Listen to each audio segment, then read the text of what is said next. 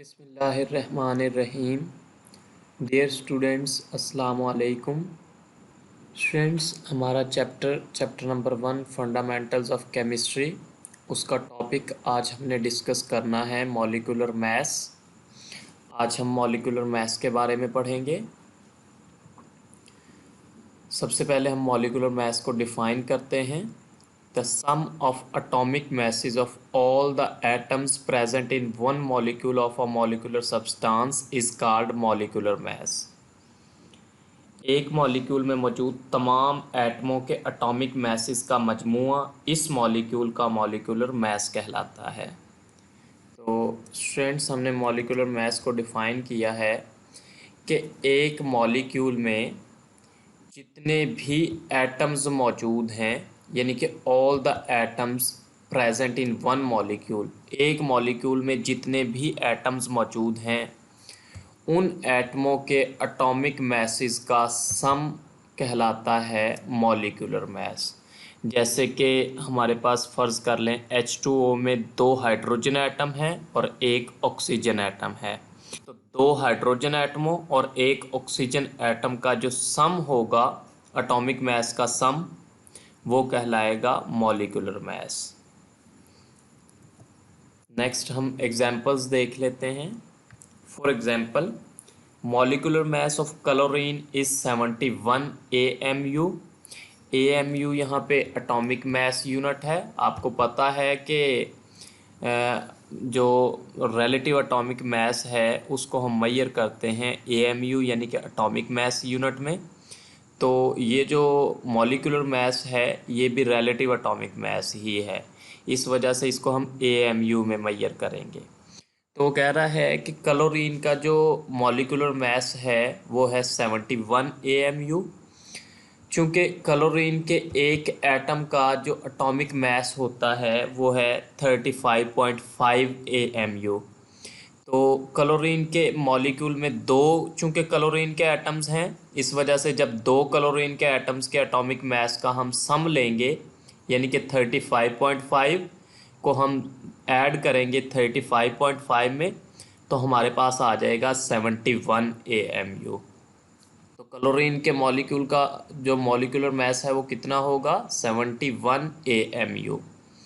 इसी तरह से हम वाटर की बात कर लेते हैं। End of water H2O is 18 AMU। जो पानी है इसका मॉलिक्यूलर मैस 18 AMU है। अब ये कैसे आया है? तो चूंकि पानी के एक मॉलिक्यूल में 2 हाइड्रोजन एटम्स हैं और एक ऑक्सीजन एटम है। हाइड्रोजन के एक एटम का एटॉमिक मैस होता है 1। यहाँ पे 2 हाइड्रोजन एटम है तो इनका 1 को हम 1 में ऐड करेंगे, हमारे पास आ जाएगा 2। तो हाइड्रोजन यहाँ पे कंट्रीब्यूट कर रहा है 2 और ऑक्सीजन के एक एटम का एटॉमिक मैस होता है 16। तो 2 को जब हम 16 में ऐड करेंगे तो हमारे पास वाटर का मॉलिक्यूलर मैस आ जाएगा 18 AMU। नेक्स्ट हमारे पास है and that of carbon dioxide CO2 is 44 AMU। Carbon dioxide का जो मॉलिक्यूलर मैस है वो है 44 AMU। ये कैसे आया है? कार्बन के एक एटम का एटॉमिक मैस होता है 12 AMU और ऑक्सीजन के एक एटम का एटॉमिक मैस होता है 16 AMU। अब चूंकि कार्बन डाइऑक्साइड में एक कार्बन और 2 ऑक्सीजन एटम हैं, जब हम इनके एटॉमिक मैसेस का सम लेंगे, यानी कि 12 को हम ऐड करेंगे 16 में, फिर उसमें मज़ीद हम 16 ऐड करेंगे चूँकि 2 ऑक्सीजन एटम हैं, तो हमारे पास टोटल आ जाएगा 44 AMU। तो स्टूडेंट्स, ये मॉलिक्यूलर मैस की कुछ एग्जांपल्स थी। मॉलिक्यूलर मैस को हमने डिफ़ाइन कर लिया है कि एक मॉलिक्यूल में मौजूद जितने भी एटम्स हैं उनके एटॉमिक मैसेस का सम क्या कहलाता है? Molecular mass. जैसे कि क्लोरीन का जो मॉलिक्यूल है उसमें क्लोरीन के 2 एटम्स हैं, जब उनके एटॉमिक मैस का हम सम लेंगे तो हमारे पास क्लोरीन का मॉलिक्यूलर मैस आ जाएगा। जैसे कि क्लोरीन के एक एटम का एटॉमिक मैस होता है 35.5 AMU, तो जब हम 35.5 को 35.5 में ऐड करेंगे हमारे पास 71 AMU आ जाएगा। इसी तरह से वाटर में 2 हाइड्रोजन और 1 ऑक्सीजन एटम है। जब हम इनके एटॉमिक मैसेज का सम लेंगे यानी 1 + 1 + 16, तो हमारे पास आ जाएगा 18 AMU। और इसी तरह कार्बन डाइऑक्साइड में 1 कार्बन और 2 ऑक्सीजन एटम्स हैं। जब इनके एटॉमिक मैस का हम सम लेंगे यानी कि 12 + 16 + 16, तो हमारे पास आ जाएगा 44 AMU। नेक्स्ट हम एक एग्जाम्पल लेते हैं। ये एग्जाम्पल हमारी बुक में दी हुई है। Example number 1.2, calculate the molecular mass of nitric acid IeHNO3। Nitric acid का मॉलिक्यूलर मास कैलकुलेट करना है। नाइट्रिक एसिड का फॉर्मूला होता है HNO3, यानी कि नाइट्रिक एसिड के एक मॉलिक्यूल में 1 हाइड्रोजन, 1 नाइट्रोजन और 3 ऑक्सीजन एटम्स हैं। तो हमने इसके मॉलिक्यूलर मास को कैलकुलेट करना है, यानी कि एक मॉलिक्यूल में जितने एटम्स हैं उनके एटॉमिक मैसेस को सम करना है। चलें जी, करते हैं। Atomic mass of hydrogen atom, hydrogen के एक एटम का जो एटॉमिक मास है वो है 1 AMU। और इसी तरह से atomic mass of nitrogen, nitrogen के एक एटम का एटॉमिक मास है 14 AMU। और इसी तरह से एटॉमिक मास है ऑक्सीजन एटम का, ऑक्सीजन के एक एटम का जो एटॉमिक मास है वो है 16 AMU। और नाइट्रिक एसिड का फॉर्मूला है HNO3। चलें जी, हम इन तमाम एटम्स के एटॉमिक मासेस का सम लेते हैं। मॉलिक्यूलर मास को कैलकुलेट कर रहे हैं। हाइड्रोजन का एटॉमिक मास होता है 1, तो यहाँ पे 1 आ जाएगा हाइड्रोजन के लिए। एटॉमिक मास ऑफ हाइड्रोजन, इसको हम ऐड करेंगे नाइट्रोजन के एटॉमिक मास में, तो नाइट्रोजन का यहाँ पे एटॉमिक मास आ जाएगा, ये यहाँ पे 1 जो एटॉमिक मास है ये है हाइड्रोजन का, इसको हमने ऐड कर दिया है नाइट्रोजन के एटॉमिक मास में। नाइट्रोजन का चूँकि यहाँ पे एक एटम मौजूद है, तो नाइट्रोजन के एक एटम का जो एटॉमिक मास होता है वो है 14 AMU। 1 को हमने ऐड कर दिया है 14 में, और फिर इसमें मज़ीद हम ऐड करेंगे 16 एटॉमिक मास होता है ऑक्सीजन का 16 में। और चूंकि यहाँ पे हमारे पास 3 ऑक्सीजन एटम्स हैं, इस वजह से हम इसको 3 से मल्टीप्लाई कर देंगे।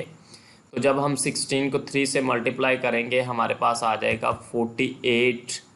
अब हम 48 को ऐड करेंगे 14 में, चूँकि ये नाइट्रोजन का एटॉमिक मास है, और इसको हम ऐड करेंगे 1 में, ये एटॉमिक मास है हाइड्रोजन का।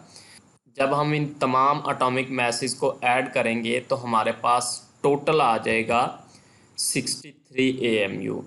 तो नाइट्रिक एसिड का जो मॉलिक्यूलर मास हमारे पास आया है वो है 63 AMU। नेक्स्ट स्टूडेंट्स, आज के टॉपिक से रिलेटेड क्वेश्चंस। पहला क्वेश्चन है define molecular mass. Molecular mass को डिफाइन करें। तो इसमें आप बताएंगे कि एक मॉलिक्यूल में मौजूद तमाम एटमों के एटॉमिक मैसेस का सम यानी कि मजमुआ उस मॉलिक्यूल का मॉलिक्यूलर मास कहलाता है। मिसाल के तौर पर पानी का मॉलिक्यूलर मास 18 AMU है, कार्बन डाइऑक्साइड का मॉलिक्यूलर मास 44 AMU है, और इसी तरह से क्लोरीन का मॉलिक्यूलर मास 71 AMU है।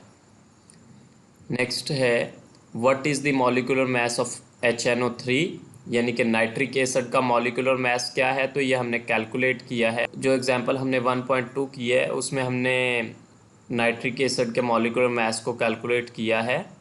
इसमें हाइड्रोजन का जो एटॉमिक मास है वो 1 है, उसको हम ऐड कर देंगे नाइट्रोजन के एटॉमिक मास में यानी कि 14 में, तो 1 + 14 आ गया 15।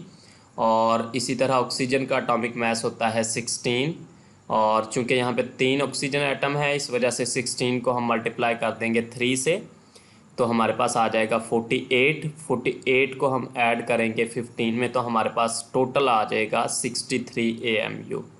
हमने ये कैलकुलेट कर लिया है। नेक्स्ट आपकी बुक जहाँ से आपने इस टॉपिक को प्रिपेयर करना है, तो फ्रेंड्स यहाँ पे मॉलिक्यूलर मास की डेफिनेशन है। नेक्स्ट वो कुछ एग्जांपल्स बता रहा है मॉलिक्यूलर मास की। ये एग्जांपल्स मैंने आपको करवा दी हैं और ये एग्जांपल नंबर 1.2 है जिसमें वो नाइट्रिक एसिड के मॉलिक्यूलर मास को कैलकुलेट कर रहा है। Thank you students.